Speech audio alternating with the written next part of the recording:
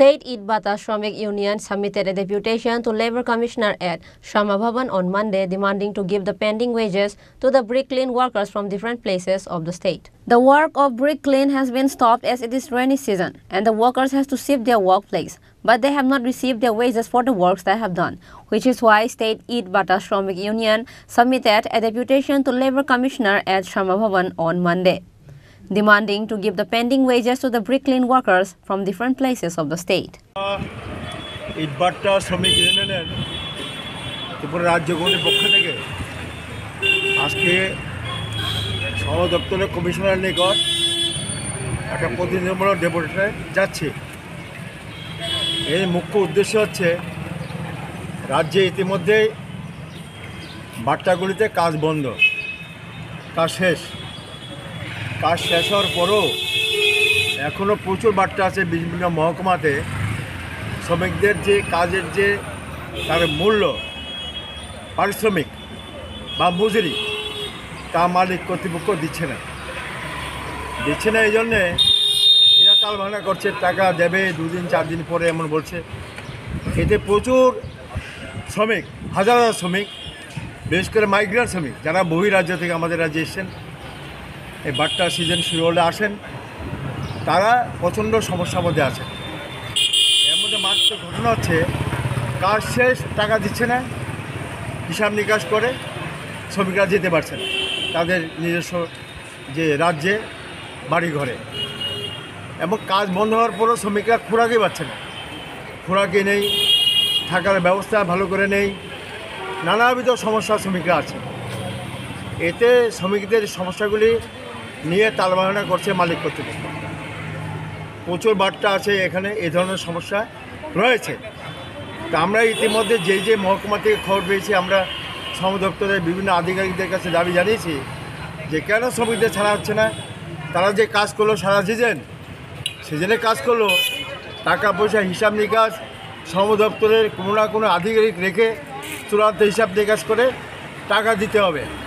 এবং তারা যাওয়ার জন্য রেলে যে গেলে এদের স্লিপার ক্লাস করতে হবে, মিনিমাম স্লিপার ক্লাস। এছাড়া গাড়িতে গেলে গাড়ির সুব্যবস্থা করতে হবে, যাওয়ার সময় খাওয়ার ব্যবস্থা করতে হবে, তাদের জন্য পানীয় জল দিতে হবে। এদের ছেলে মেয়েরা আছে, তাদের জন্য প্রয়োজনীয় ব্যবস্থা করতে হবে। এই সমস্ত বিষয়গুলি আমরা জানিয়েছিলাম। তারা বলছেন, কর্তৃপক্ষ বলছেন, দেখছি আমরা ব্যাপারটা, দেখছি যাবে, টাকা পয়সা দেওয়ার জন্য বলছি মালিককে। এই জায়গা দাঁড়িয়ে গতকাল একটা মারাত্মক ঘটনা হয়েছে। ঘটনা হচ্ছে বিলুনিয়া মহকুমা সুনাইছড়ি, বাট্টার নাম এসএসবি বাট্টা। ওই বাট্টায় এবছর 775 জন শ্রমিক কাজ করেছে। এর মধ্যে মাইগ্রেন্ট শ্রমিক 150 জন। এই মাইগ্রেন্ট শ্রমিকদের মধ্যে ক্ষুদ্র অংশ এদেরকে টাকা দিলে পরেও সমেত বৃহৎ অংশ মাইগ্রেন্ট শ্রমিক এখন হিসাব নিকাশ করে টাকা দেয়নি। শ্রমিকরা দাবি করছে দিচ্ছি, তার বাহানা চলছে। গতকাল শ্রমিকরা দাবি করার পর মালিক কর্তৃপক্ষের পক্ষে শ্রমিকদেরকে অভিযোগে এসে সোশ্যাল মিডিয়া এটা বই প্রকাশিত হয়েছে। মহিলারা বলছেন, মাইগ্রেন্ট শ্রমিক এরা বিহার থেকে এসেছিলেন, বলছেন যে ওদের গায়ের মধ্যে হাত দিয়েছে, গায়ে মেরেছে। পুরো শ্রমিক তারা বলছে আমাদের মেরেছে, টাকা দিচ্ছে না, টাকা চাওয়া তাদের, টাকা চাইলেও এই যা অপরাধ হলো এর জন্য মারলো, এই অভিযোগ উঠেছে।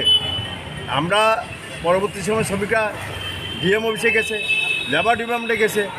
তা আমরা আজকে কমিশনারের কাছে যাচ্ছি এই জন্যে রাজ্যের যে সমস্ত বাট্টা এখন শ্রমিকদের কাজ শেষে ছাড়ছে না, টাকা পরিশোধ করছে না, শ্রম দপ্তরের আধিকারিক অবস্থায় টাকা হিসাব হচ্ছে না, শ্রমিকদের শোষণ যাতে না হয়, প্রকৃত মজুরি যাতে পায়, কাজে যা মজুরি হয় তা যাতে পায়, এ নিশ্চিত করা। এবং বিশেষ করে আমি বলবো যে এই যে গতকালের ঘটনা শোনা আমরা এই বিলোনিয়া, এই বিষয় পূর্ণাঙ্গ তদন্ত করে শ্রমিকদের টাকা পয়সা দেওয়া এবং শ্রমিকদের উপর যদি দৈহিক কোনো আক্রমণ করে থাকে মালিক কর্তৃপক্ষ পক্ষ থেকে কেউ, তার জন্য তদন্ত করে ব্যবস্থা নিতে হবে।